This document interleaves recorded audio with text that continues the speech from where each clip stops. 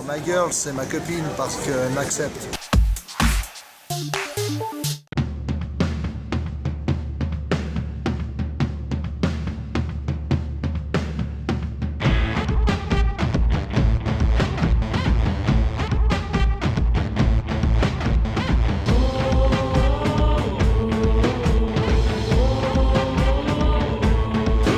Mesdames et messieurs, n'ayez crainte, ce soir, il y aura à boire et à manger. Enfin, on fait de la politique, on fait pas de la politique. Les communistes ne sont pas des gens comme nous. Cette question-là est complètement saugrenue. Ils renversent les monarchies. Puisqu'au fond, quand on fait une cure, c'est quand même pour obtenir au bout du compte, se soigner. Ils bafouent les libertés. C'est pour ça qu'on a fondé une association d'aide aux anciens communistes. Et ils mangent les enfants. Mes plats favoris, en fait, ils se résument à un livre de recettes que m'a fait ma mère. La honte l'envahit. Parce que c'est pas une vie. La population grecque ne voit jamais rien, une cure d'austérité, mais qui n'est même pas une cure. Je comprends pas très bien l'argumentation. Monsieur Ziziadis. Va-t-il nous manger tout cru? Eh bien, j'appelle Joseph Ziziadis.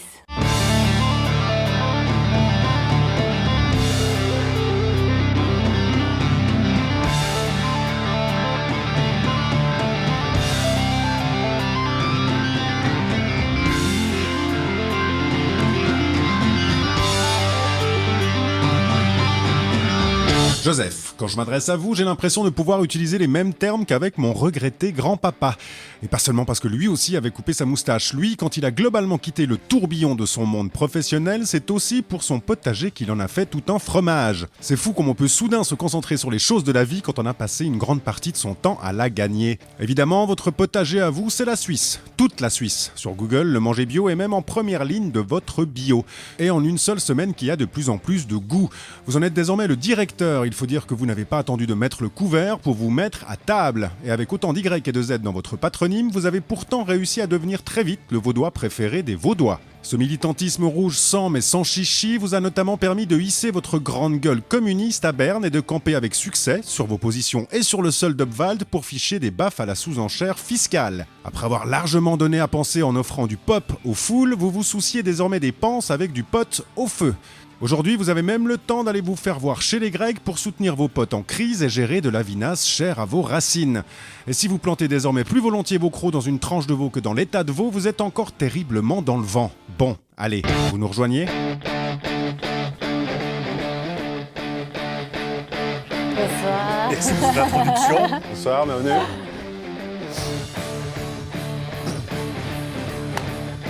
Alors, vous vous reconnaissez dans ce portrait dressé par Fred Vallet? À la fin, il a fait un petit peu comme ça, c'était où ? J'ai l'habitude. La grande gueule communiste, là, vous avez tiqué. J'ai jamais été une grande gueule, en fait. C'est quoi une grande gueule pour vous ? Une grande gueule, c'est parler tout le temps. Je suis pas tellement un parleur, en fait. Une grande gueule, c'est pas celui qui se fait plutôt entendre à chaque fois ? Oui, alors ça, c'est le cas. J'ai jamais... Enfin, je dirais que pendant toute cette vie politique active que j'ai eue, j'ai plutôt privilégié les actes plutôt à la parole. Mais c'est vrai que j'ai déposé des centaines d'interventions parlementaires sur des sujets qui me tiennent à cœur. J'ai toujours été un espèce de généraliste. Je n'avais pas des dadas particuliers en soi. Alors, les dadas, vous en avez, et on a regardé ça sur votre profil Facebook, entre autres, c'est l'interview droit dans le mur.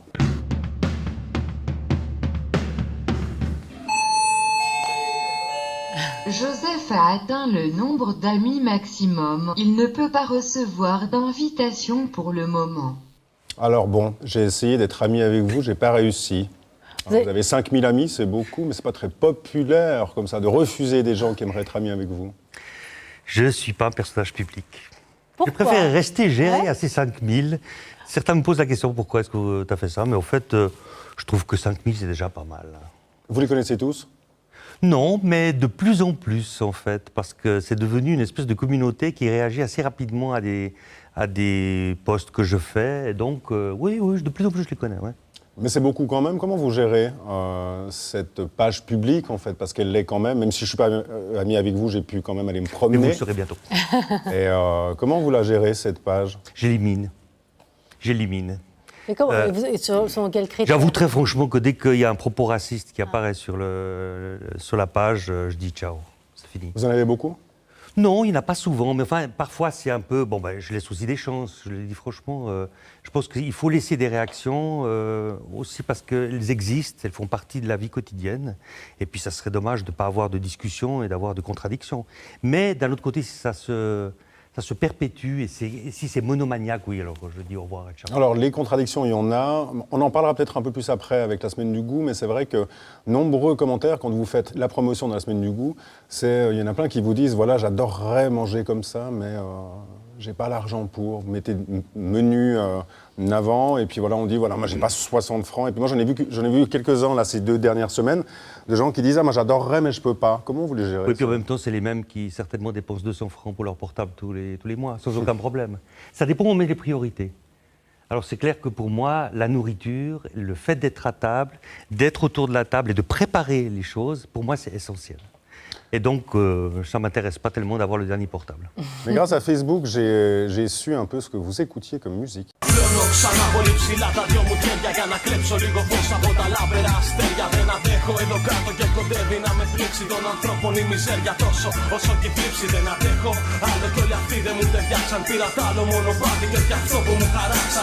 Le rap grec? Du rap grec. Alors, j'ai pas eu le temps de traduire ce que ce monsieur disait. Qui est ce monsieur, en fait? Fissas, c'est donc c'est ce rappeur qui a été tué il y a une année, un peu plus d'une année maintenant. Donc, il a été tué par l'extrême droite. Et on sait maintenant que ce sont les députés élus de l'Aube dorée qui étaient au Parlement, qui ont été réélus pour certains tout récemment, il y a encore 15 jours, qui sont les auteurs de ce meurtre. Du coup, la musique a un poids, en fait, quand même. Oui, parce que en Grèce, il faut dire aussi que la politique est toujours liée à la musique. Ça vient depuis longtemps, parce qu'il y a des musiques qui étaient interdites. Je pense au rebetiko, par exemple, qui est un peu le blues grec.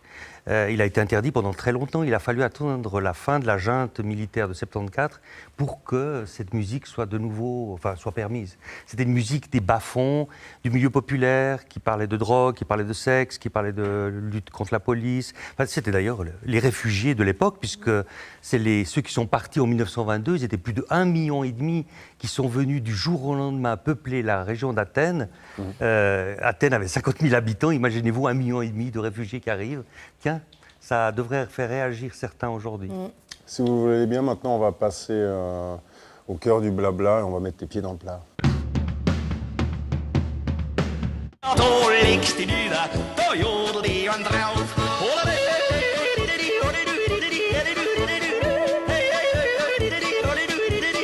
Alors Joseph, on vient de terminer la Semaine du Goût. Heureux? Oui. Repu? Repu. Bon, je ne peux pas vraiment dire que la Semaine du Goût, pour moi, c'est des grands repas. C'est plutôt passer dans tous les coins de Suisse, essayer de voir les initiatives locales qui ont lieu, c'est faire des discours, c'est parler. Bon, voilà, je joue mon rôle de coordinateur et de lion entre les gens. Alors, la Semaine du Goût, c'est pour permettre aux enfants, aux familles de redécouvrir ces goûts qu'on a tendance à oublier. Mais dans le fond, est-ce que c'est pas quand même notre rôle à nous, comme parents? Moi, j'ai le souvenir quand mes enfants étaient tout petits, on disait il faut leur donner à chaque fois un aliment différent, un par un. Et on insistait vraiment beaucoup sur donner le goût des aliments aux enfants depuis tout bébé. Alors, pourquoi on perd, dans le fond, après tout ce temps Mais je crois que la vie qu'on mène tous, c'est une vie de folie. C'est travail à deux, dans les familles, les gens travaillent tous les deux.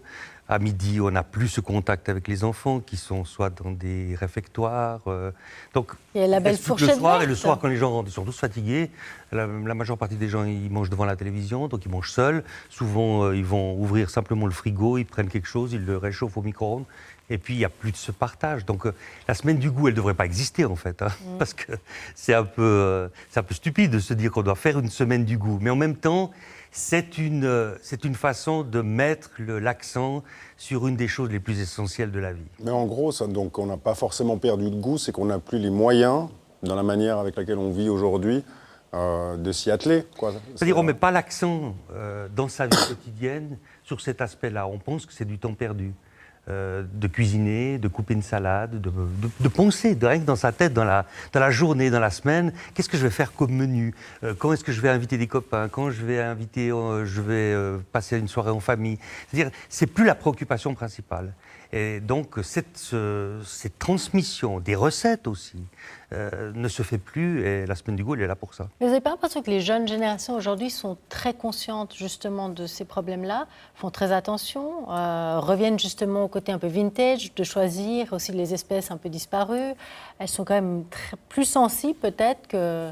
Alors oui, ça me fait plaisir de voir ça, mais c'est quand même une toute petite minorité. Et quand d'ailleurs, les réactions sont toujours les mêmes, hein, c'est de dire, vous savez, il faut de l'argent pour bien manger. Non, il ne faut pas de l'argent pour bien manger. Il faut juste mettre un certain nombre de priorités. Et quand on sait qu'il y a 40% de la nourriture qui est jetée, eh bien, rien que dans ce 40%, on pourrait mieux manger si on avait un certain nombre de réflexes par rapport au quotidien. Donc je suis totalement en opposition à ceux qui disent, vous voulez manger bio, vous voulez manger du terroir, eh bien, il faut avoir de l'argent dans les poches. Non.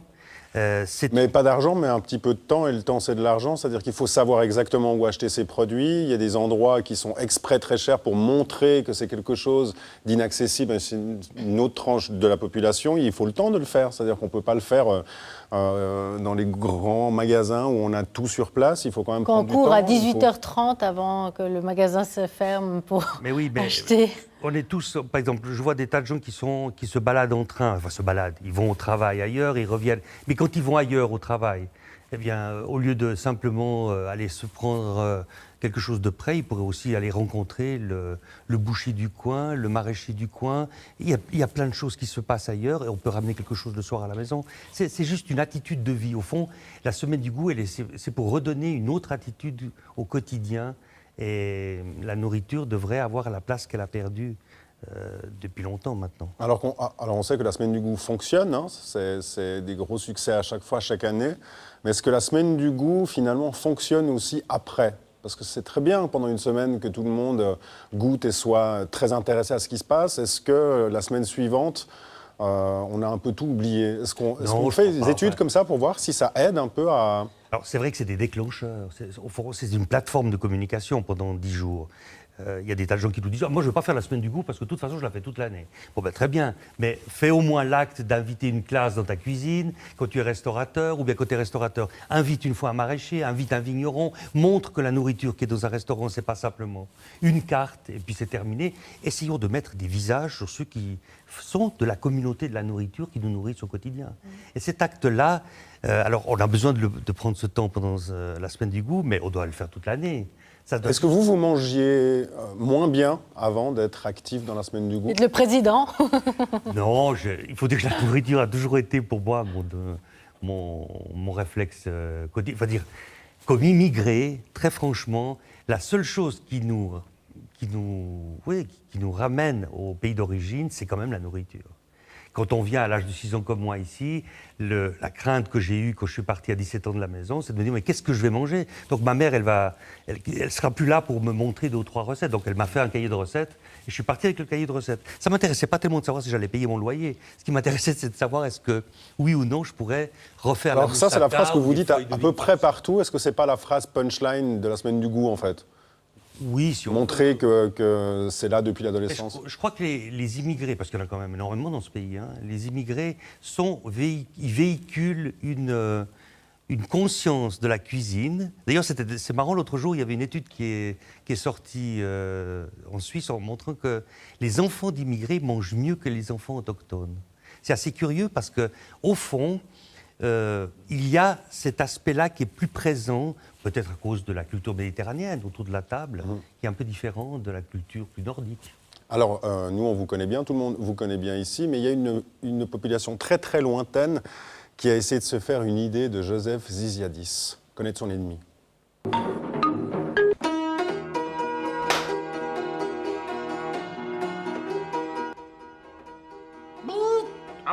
Bonjour à tous. Dans le cadre de notre investigation en vue d'envahir la Terre, nous avons observé l'un de leurs spécimens, Joseph Ziziadis, un être humain qui tient sur la Terre le rôle d'homme politique d'extrême gauche, théologien et promoteur de gastronomie, ce qui, dans un pays comme la Suisse, est aussi rare qu'un Valaisan qui n'aime pas le ski et adore Genève. Il est né à Istanbul, une ville qui était vue autrefois comme un pont symbolique et culturel entre l'Orient et l'Occident et qui, maintenant, est considéré comme un fief musulman inconciliable avec la culture européenne. Il est originaire de Grèce, un pays qui était vu autrefois comme le berceau de la philosophie contemplative et qui, maintenant, est considéré comme une nation de gros glandeurs qui ne veulent pas se mettre au travail travail et qui ont précipité leur désastre économique. Joseph Ziziadis fume la pipe, un ustensile qui, contrairement à la cigarette, donne à l'activité de fumer un côté sympathique de grand-papa ou de capitaine de bateau et permet d'excellents calembours de bistrot dont le fameux « Eh Zizi, c'est l'heure de ta pipe » parce que les êtres humains aiment beaucoup rire des noms quand ils peuvent ressembler de près ou de loin à des organes reproducteurs. Il a fait partie du POP, un parti politique aux influences communistes qui a le même nom que l'onomatopée imageant le bruit que fait une taupe lorsqu'elle sort de son trou. Sans doute choisi pour plaire aux jeunes car cela faisait penser à pop musique ou pop culture, sauf que pour les jeunes, pop musique, c'est un terme de vieux. Durant notre observation, nous avons remarqué l'attitude étrange de ses congénères.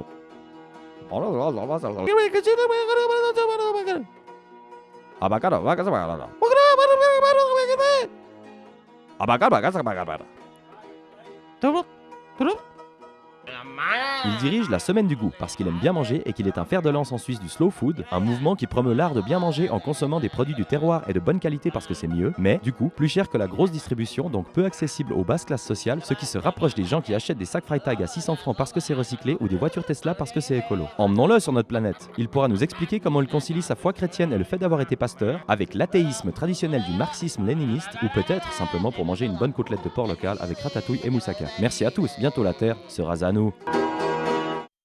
Alors, Joseph, je vois la fumée sortir de vos oreilles. C'est tellement de choses que je sais pas comment réagir. Parlons de politique d'abord. Alors, ils ont parlé du POP. On sait que la figure de proue de votre parti, enfin, en tout cas, de votre ancien parti, a décidé de renoncer à se présenter. Alors, qu'en est-il, état des lieux maintenant ? Qui va reprendre la relève ? Alors je ne sais pas, mais peut-être ça sera la surprise des élections fédérales dans quelques jours. Personne n'en parle, mais pour la première fois, j'ai l'impression qu'il risque d'y avoir des risques. Pour moi, ça sera un joli risque, mais c'est vrai que 4 ans d'absence de cette gauche-là, pour moi, elle me pèse. Et je trouve un peu dommage que cette voix-là ne soit pas entendue. Pourquoi vous ne retournez pas alors ? Non, parce que quand on a fait plus de 20 ans au Parlement, on ne revient pas en arrière. Et puis, je crois qu'il faut transmettre les choses à d'autres. Pas comme Sarkozy, alors. De voir, en fait, que depuis que vous êtes parti, il y a moins de présence, comme ça. Est-ce qu'au fond de soi, enfin, voilà, le dimanche, quand on s'endort, est-ce qu'on n'est pas là bah oui, moi j'ai réussi à mettre quelque chose en place que d'autres n'arrivent pas. Parce qu'on a une petite fierté de se dire qu'on a été utile et qu'on n'a pas encore trouvé quelqu'un qui a les épaules peut-être pour... Moi, je cherche vous pas, remplacer vraiment. Je fais plus de politique active, j'ai toujours les mêmes idées qu'auparavant, mais c'est vrai qu'aujourd'hui, je vois des jeunes qui sont en train de reprendre les rênes de cette mouvance. Alors, il y a des jeunes alternatifs à Zurich, il y a des jeunes qui sont du côté de Neuchâtel, il y en a dans le canton de Vaud. Bref, il se passe quelque chose. Il est vrai aussi que l'effet de Tsipras est en train de jouer dans toute l'Europe quelque chose qui était un peu inattendu. Parce que c'est quand même l'apparition d'une gauche, malgré tout ce qui s'est passé, malgré la reculade du mois de juillet avec la signature du mémorandum avec l'Union européenne, il se passe quand même un certain nombre de choses. On peut regarder du côté de l'Espagne avec Podemos, on pourra bientôt voir les élections aussi en Irlande. Un peu partout, ça bouge. Les mouvements citoyens ? Le mouvement citoyen, bien sûr, parce que c'est quand même le soubassement de tout ça. C'est-à-dire que les gens n'ont plus envie d'attendre des lendemains qui chantent quand tout d'un coup un parti prendra le pouvoir et il va changer avec une baguette magique les choses. Donc c'est plutôt l'envie de se dire on veut des relais, y compris dans les lieux gouvernementaux et étatiques, mais nous, on ne sera jamais dépossédés de ce qu'on voudra faire nous-mêmes. Est-ce que vous pensez que les citoyens, malgré leur appartenance à gauche, à droite, peuvent justement s'unir, comme par exemple le mouvement des zèbres en France, Alexandre Jardin, indépendamment de ses préférences politiques, que le bien commun... Il y a des choses qui sont transversales. Alors quand on pense par exemple aujourd'hui à l'accueil des réfugiés, avec cette masse de réfugiés qui va arriver, et on n'en est qu'au tout début. Quand on était il y a 10 ans, quelques-uns à dire, mais vous savez, il y en aura des centaines de milliers qui vont traverser la Méditerranée. On disait, mais c'est de la blague. Mais nous y sommes. Et demain, il y aura les réfugiés climatiques. Et ces réfugiés, il faudra bien leur trouver une place sur cette terre, parce que cette terre est la nôtre. Et nous avons tous le droit de vivre sur cette terre. Et donc, je dirais ces thèmes-là, comme par exemple l'accueil des réfugiés, l'accueil de l'étranger et de l'autre qui est différent, y compris la question de l'avenir de l'agriculture, parce que la nourriture, elle est centrale. Si la nourriture disparaît, il n'y a plus de paysans dans le monde.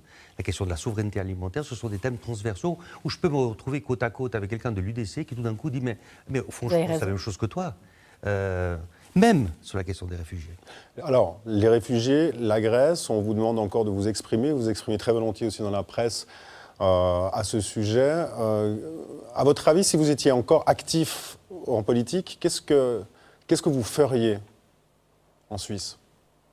Je ferais ce que j'avais fait auparavant. C'est-à-dire, pour moi, ce qui est essentiel, c'est qu'on ait une fiscalité juste partout. Nous sommes sur une planète où aujourd'hui, il n'y a pas de fiscalité internationale. S'il y avait une fiscalité internationale, les mouvements de population seraient totalement différents parce que nous avons un centre qui est extrêmement nanti. La question de l'armement. S'il n'y avait pas toutes ces bombes qui étaient vendues partout, toutes ces armes qui étaient vendues dans tous ces pays-là, aujourd'hui, les guerres cesseraient. Si on avait décidé qu'on prendrait à bras-le-corps la question du réchauffement climatique, il n'y aurait pas non plus tous ces bouleversements qui sont en train de se faire. Donc nous avons des responsabilités dans les pays dits occidentaux, les pays les plus riches, les plus nantis, sur l'avenir de cette... Mais là, vous pouvez faire une carrière à l'ONU, une carrière internationale. Il y en a d'autres qui l'ont fait, mais bon voilà, chacun fait sa part au fond. Hein. Et c'est vrai qu'aujourd'hui, je ne délaisse pas le terrain politique parce que je suis de tous les combats qui ont lieu, je me sens solidaire un peu partout. Alors j'essaye de me concentrer sur des micro-projets où je peux être encore utile. Je n'ai pas 20 ans hein, non plus, donc je pense qu'il y en a d'autres qui doivent reprendre le flambeau. Alors, je ne sais pas si vous avez le temps de lire la presse écrite, mais nous, on a rendez-vous tous les soirs avec Le Matin, c'est le duplex.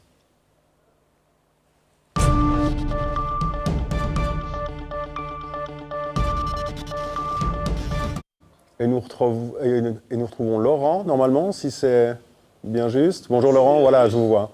Comment ça va? Ça va bien et vous? Tout se passe bien? Tout se passe bien. Bonsoir Laurent. Bonsoir.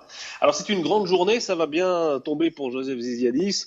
On va parler un peu de sel, on va parler de Mars, puisque la NASA a indiqué lundi avoir des preuves révélant la présence d'eau liquide aujourd'hui même sur la planète Mars. Les conditions de base de la vie semblent réunies, c'est ce qu'a dit aujourd'hui John Grunsfeld, qui est l'administrateur adjoint de la NASA lors d'une conférence de presse historique. Ce qui veut dire que vivre sur Mars et qu'une vie biologique qui s'est développée sur Mars devient envisageable. C'est un jour assez important et c'est une nouvelle qui, j'imagine, doit vous faire réagir. J'avais vu la nouvelle hier, je me disais, aujourd'hui je l'ai complètement oubliée. Et là vous me la rappelez. Je trouve que c'est intéressant parce que hier, j'en discutais avec ma femme, elle me dit, mais quel intérêt cette nouvelle? Je dis, mais si ça a un intérêt. En définitive, ça montre la petitesse dans laquelle nous sommes. Si nous sommes incapables de vivre sur cette planète de manière humaine, de laisser la place à tout le monde d'avoir une vie correcte, juste, égale, eh bien, la planète qui est en face, dont on pourrait avoir la vie, nous montre en contrepoids, nous montre que nous sommes juste un tout petit bout de l'univers. Alors, je pense qu'on a des responsabilités sur nous-mêmes, sur nos épaules. Le fantasme des humains de pouvoir aller coloniser, on le chantait il y a 30, 40 ans. Alors en même temps, si c'est pour mettre le bordel qu'on a ici ailleurs... Laurent, vous avez déjà fait vos bagages pour Mars, c'est bon? Alors, pas tout de suite. Je vais peut-être subir un petit entraînement avant, peut-être prévoir 2-3 petites affaires. Mais pourquoi pas? En tout cas, l'expérience doit être extrêmement enrichissante. On peut maintenant, c'est la journée de tous les possibles. On peut imaginer aujourd'hui vraiment tous les probables autour de Mars. Et c'est formidable. On peut vraiment fantasmer cette fois. Est-ce que les gens réagissent, par exemple, sur les réseaux, bien, lorsque vous mettez cette news en ligne? Ça les intéresse? C'était extrêmement suivi. Nous avons diffusé en direct le live donc, de la NASA, hein, toute la conférence de presse qui était tenue, certes en anglais, par la NASA. Et oui, on a pu constater que beaucoup d'internautes du matin.ch se sont connectés chez nous et ont suivi cet événement. C'était un vrai gros événement, c'est historique. Et ils ont tous envie de partir, en fait. Ouais, concours. Concours le matin, un voyage sur Mars, Laurent. Ah ouais, c'est pas mal. Merci Laurent. Sympa, bonne idée. Merci Laurent, demain, c'est ça? À demain, bonne soirée. Bonne soirée. Joseph, il y a quelqu'un qui était là la semaine dernière qui a une question à vous poser. Bonjour Joseph. Ce que je veux dire est vrai, quand j'étais petit, vous étiez mon politicien préféré. Je connaissais rien à la politique, mais j'adorais votre moustache. Et pourquoi avoir rasé cette moustache qui est quand même un emblème du communisme? Oh, je ne crois pas que je l'avais mis comme emblème du communisme. J'ai fait une blague à ma fille quand elle a eu 20 ans, j'ai rasé la moustache. C'était juste une blague de potage, en fait. Hein. Et puis, après tout, c'est resté. Et puis, Et puis, il faut l'entretenir de temps en en temps, plus. Ça vaut la peine. Moi, il y a plein de dessinateurs qui m'ont dit, mais enfin, maintenant c'est nul, on n'arrive pas à te caricaturer. Je dis, mais c'est comme ça, de toute façon. Maintenant, c'est la barbe, en fait. Hein. Ceux qui mangent sain, ceux qui ont 30 ans et qui mangent très sain, ils ont une grande barbe comme ça. Donc... J'arriverai pas à avoir la barbe. Non. Non.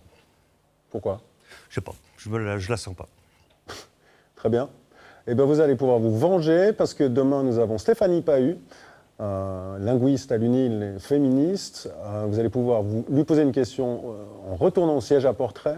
Et puis, rapidement, si on devait souhaiter quelque chose à la semaine du goût, c'est quoi, à part de continuer à réussir comme ça, c'est quoi le but final Qu'est-ce qu'on peut espérer de 10 ans d'une semaine du goût? La semaine du goût, c'est toute l'année. C'est ce réflexe au quotidien qu'il faudrait transformer dans la vie quotidienne des Suisses. Donc, Bon, moi, je propose, Joseph, on vient manger chez vous et on filme. Aucun problème. Je On va vous fais faire avec rien. une nouvelle C'est émission. enregistré, on a la preuve. Dîner hein, chez donc, Joseph. Merci beaucoup, en tout cas. Merci à vous. À bientôt. Et puis, je vous laisse retourner D'accord. Posez votre poser votre question. question à Stéphanie Je boirai Pahu. mon verre plus tard alors. Oui, après on va trinquer. Et puis, nous, on se voit demain, c'est ça? Si Dieu le veut, Si frère. moi, je le veux aussi. Allez, au revoir.